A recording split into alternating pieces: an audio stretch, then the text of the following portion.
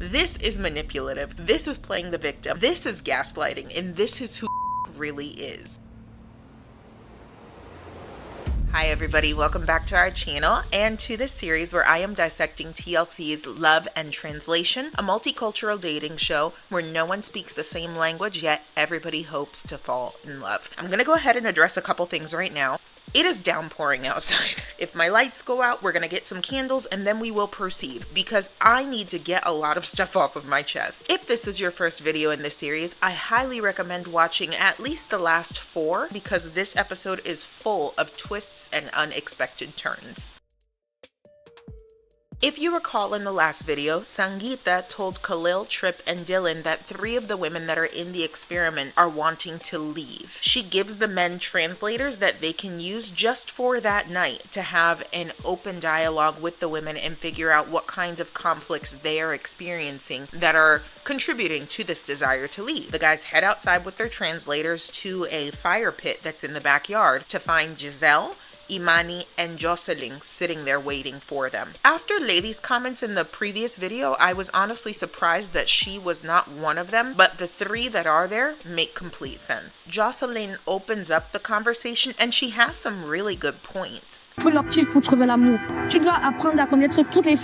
know how much of the blame the guys can or should take in that particular area. This feels more like a production failure to me. From what we're shown, there were no real individual icebreakers or different activities that the men were obligated to interact with all the women in. If those things were done from the beginning, it could have kept the playing field equal for everyone. So I do understand her frustration. Trip deflects immediately, but Khalil is, as always, wonderful. He's the only one in the trio that takes ownership of how his behavior might have contributed to the women wanting to leave. We haven't been the best with the communication. We're sorry that we let you guys down on that part. Khalil didn't do anything. Khalil is great. When it's Giselle's turn to speak, Trip immediately jumps at the opportunity to talk to her in private. He takes her away from the bonfire. They walk a ways down the beach. I'm sorry if the way that I reacted hurt you. I'm sorry if the way I reacted hurt you. If there's one thing my parents drilled into me, it was to never apologize using the words if and but. It's not a true acknowledgement of reflection, accountability, responsibility, none of it. Giselle actually goes as far as saying, I'm sorry. And those words never leave Trip's mouth. See, even God's upset with Trip. I'm happy to get a sincere apology from him. You did not, and I am not invested in this connection, so it is fine. Moving on. Even after hearing from all of the men, Jocelyn still decides to leave. Khalil asks if there's anything that they can do to make things right by her. She says no, that she's ready to leave. Imani gets really emotional. She stands up and hugs Jocelyn and cries on her shoulder. We get to see Khalil kind of consoling her in the background, patting her back. You can tell he feels really badly. The other 2 are just kind of chill. I feel like Khalil's response shows that he is actually invested in the experiment and is taking everything seriously. I'm also proud of Jocelyn for taking such a big step. After opening up in the last episode about the frustration she was feeling and the lack of connection that she was having with the men, I'm happy that she chose not to stay in an area where she felt that she was not wanted. It was obvious she wasn't a person of interest to them, and it would have made me very sad to see her stick around and just hope for the eventual glance her way. Bravo to Jocelyn for modeling self-love. To break the tension the next morning, Trip suggests that they all play soccer. Sports is something that unites everybody around the world. Oh, shut up, Trip. Dylan starts to notice Jam more in the soccer game. She does seem to have some skill, but you can also tell she's trying really hard to get some attention. And it works because Dylan likes athletic girls, and so he starts to keep an eye on her. At the same time that he's getting touchy-feely with Tulay, when we're together, it makes us feel like we don't want to be around anyone else. Have y'all ever dated multiple people at the same time? I did so one time. I met 3 guys that I really liked and I was going on dates with them at the same time. None of them knew the others existed, and it wasn't really like we were in a relationship, so I didn't have to share anything with them. When I tell you, I felt like I was going to give myself an ulcer trying to keep people's details separate. This house is my worst nightmare. Sangeeta visits everybody with another exercise the next day. Today's exercise explores taste, specifically kissing. Ma'am, what are we supposed to be tasting in a kiss? Other than bad breath and lip gloss and people's leftover food on their tongues, ugh, what are we tasting? Disgusting! I'm glad they finally decided to call it an exercise instead of an experiment, because that is exactly what this is. Sangeeta explains that 90% of the world's cultures kiss, but as per usual at this point, I was able to find research that contradicted this statement pretty quickly. In 2015, Sapiens, a digital magazine written by anthropologists, conducted its first study to track romantic kissing habits around the world. The study involved 168 cultures and found couples kissing in only 46% of them. Societies with distinct social classes are usually kissers. Societies with fewer or no social classes, like hunter-gatherer communities, are usually not. For some, kissing seems unpleasant, unclean, or just plain weird. Now, where this show messed up is they read the wrong quote. At least 90% of today's cultures have kissing of one type or another, but the majority of it is parents kissing their children. I swear the interns that put these exercises and science bits together are gonna lose their jobs. Sangeeta mentions that there are different kisses around the world that can be used to express people's affection, so they don't necessarily have to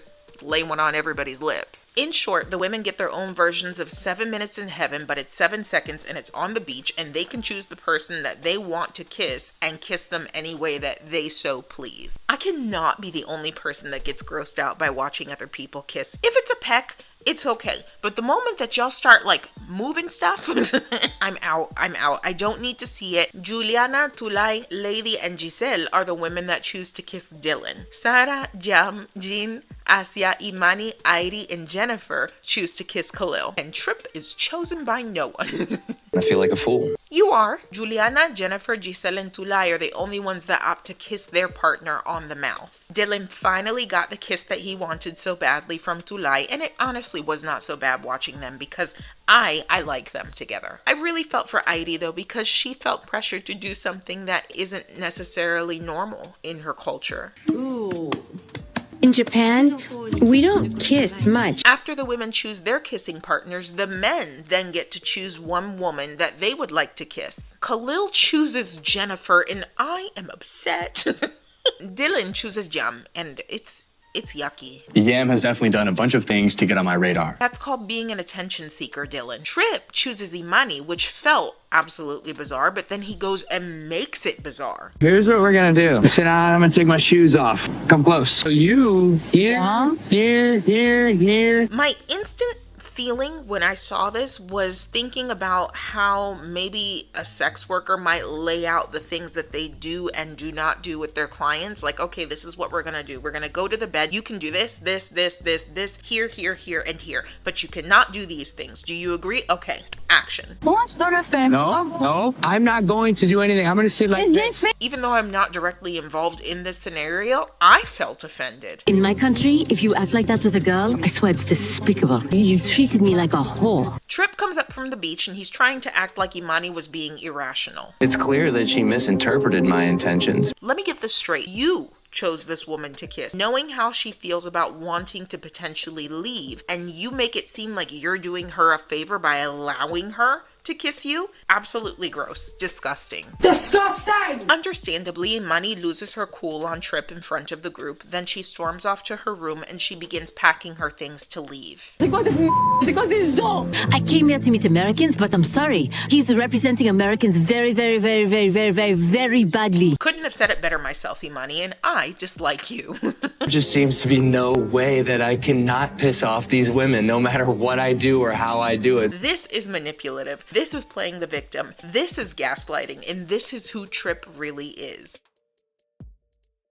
Sangeeta advises the men to use the information from this taste experiment to figure out who it is that they want to ask on a date for the next day. In the evening, Dylan and Khalil ask what happened with Imani on the beach. Why you ain't just kiss her hand or something? Didn't want to. Dylan and Khalil are not having it though. In different cultures, Put cultures aside when it comes to. we don't really have room to put cultures aside. I was surprised because Dylan has displayed a lot of conflict avoidance up to this point. It was really refreshing to see a man tell Trip off for his lack of consideration, because up until now he's only only been getting it from the women. Khalil decides to play good cop in this scenario. With the patience of a saint, he explains to Tripp how his behavior could have had negative cultural implications. He chooses Japanese culture and Airi as an example, which is interesting to me because he did not elect to respectfully kiss Airi back when given the opportunity. And I have no way to say the words I'm sorry to her.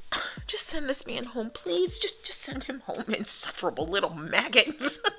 False alarm, Imani does not go home. I decided to stay in this adventure because I cannot leave like this. Khalil does something I never expected, but it was sweet. At the same time, he opts to invite Imani out on a date for the next day. Maybe we really are misunderstanding her and we actually could have a good time. He understands everything. Yes, he does, and that's why he's the only one that's going to walk out of this with a partner. I'm placing bets. Tripp decides to ask Jin on the date for the next day, and honestly, it felt like a yucky choice. This man is burning bridges quicker than he can change his britches. He goes with Jin because he feels like she is the safe option. He also says that she's probably going to be more mature because she's closer to him in age. How he knows that, I have no idea. He certainly couldn't tell that Lady was 28 and not 20. This just proves what I've been saying all along. Wherever Tripp goes, there he is. And wherever Tripp is, there is trouble. And that's where the freaking episode leaves us, y'all. I am mad, like actually livid that this man is on this show. I have zero grace for anyone who behaves this poorly and still feels like they've done nothing wrong. Do you think that I'm being too harsh? Let me know in the comments below. I'll fight you. I'm looking forward to seeing how this plays out next week because it's starting to feel rather messy at the moment. Leave your predictions down below as well if you have any. As we always say on our channel, with God, all things are possible, and I will see you next Wednesday. Take care.